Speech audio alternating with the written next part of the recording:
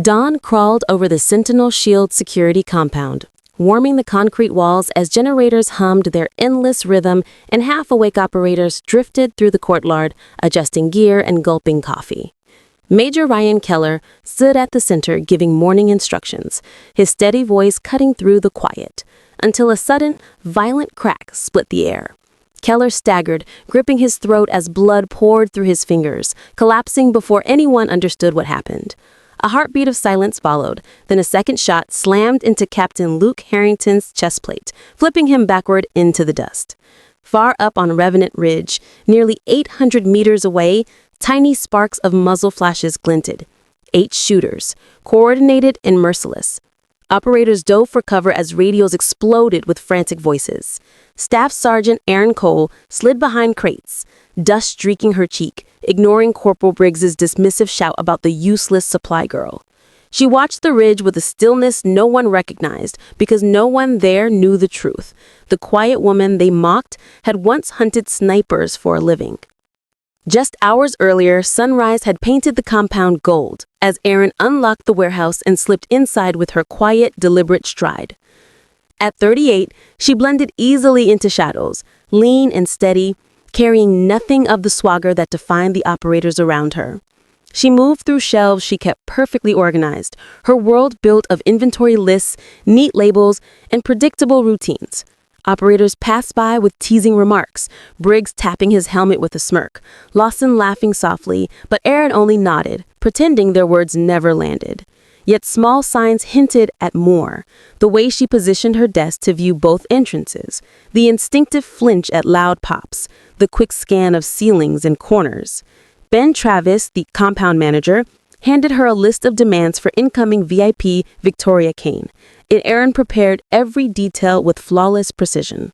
While delivering radios to the command center, she paused at Keller's terrain briefing. Revenant Ridge, high ground, direct sightline, perfect for an attack. Against her will, her mind traced firing angles and distance markers until Keller's voice snapped her back. She retreated quickly, hands trembling at the instinct she had spent years burying. The VIP convoy arrived in a swirl of dust, Victoria Kane, her staff, and her security team moving through tight protective formations. No one noticed the quiet woman watching from the side. By nightfall, the compound was calm again, but sleep evaded Aaron. When she closed her eyes, Afghanistan returned.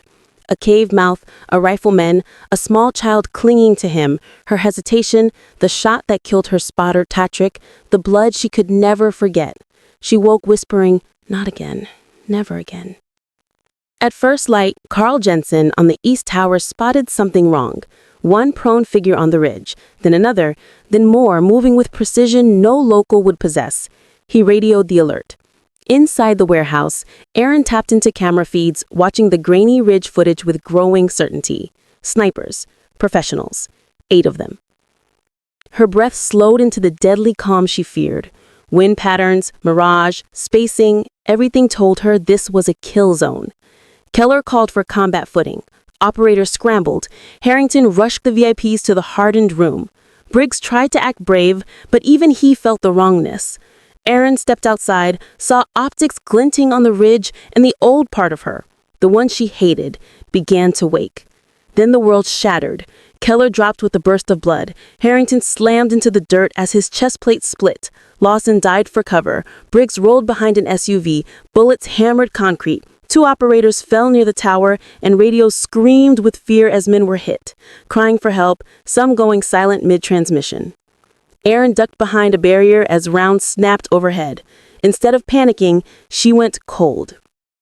Calm with a precision carved by years she tried to erase. Memories of Patrick's fall clawed at her, but she forced herself back. She heard Brian Hutchkins choking over the radio before going silent forever. Something inside her hardened. She lifted her radio. "Warren," she said. The medic shouted back for her to get inside. "I can end this," she replied. Silence spread across the channel. "I'm former Delta counter-sniper. Give me suppressing fire." The disbelief lasted only seconds before Warren relayed the order. Operators unleashed heavy suppressive fire on the ridge, forcing the snipers to duck. Aaron sprinted across open ground with perfect tactical timing, zigzagging between incoming rounds, diving into the armory. Inside, she moved past a shocked clerk, unlocked a restricted cage with a code no one should know, and grabbed the M21 rifle, the weapon she hated most because it remembered everything. She loaded it, adjusted the scope by instinct, hesitated only once as Patrick's death flickered in her mind, then shut the bolt with finality.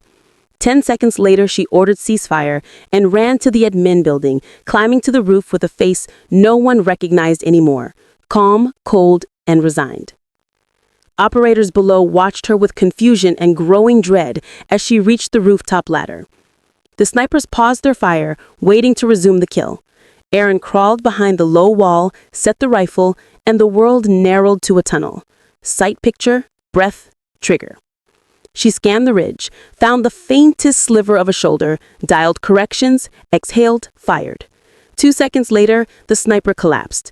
Shock rippled across the compound. She tracked the second, just a leaf moving from his shift, fired, killed him. The third sprinted for better elevation, fired before he reached cover.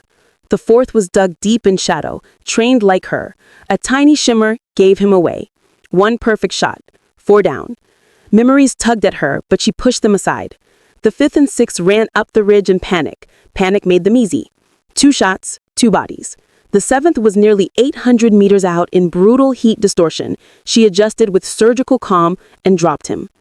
Only 1 remained, hidden perfectly, until Lawson marked him with tracers. He moved for a shot. His forearm appeared. Aaron fired. The last sniper fell. Silence swept the compound as dust drifted around 8 still forms. 8 shots, 8 kills.